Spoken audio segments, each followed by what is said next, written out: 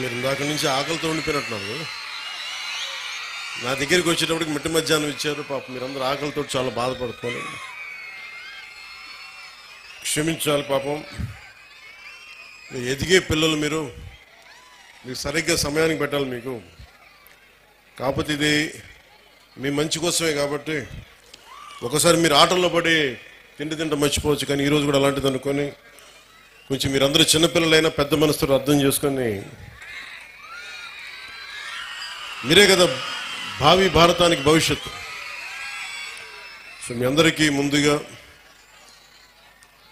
చిన్నవాళ్ళైనా ఎవరైనా సరే, ముందుగా మీ భవిష్యత్తు కోసం, ఇక్కడున్న బిడ్డల భవిష్యత్తు కోసం ఆంధ్రప్రదేశ్లో దాదాపు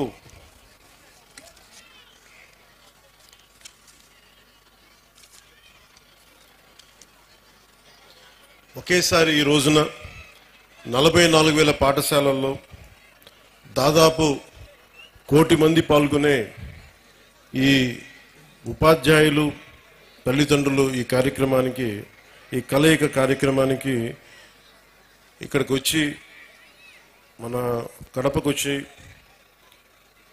నాకు ఇక్కడికి వచ్చే అవకాశం కల్పించినందుకు ముందుగా గౌరవ ముఖ్యమంత్రి శ్రీ నారా చంద్రబాబు నాయుడు గారికి నా హృదయపూర్వక నమస్కారాలు, ధన్యవాదాలు. అలాగే ఈ కార్యక్రమాన్ని ముందుండి చాలా బాధ్యతతోటి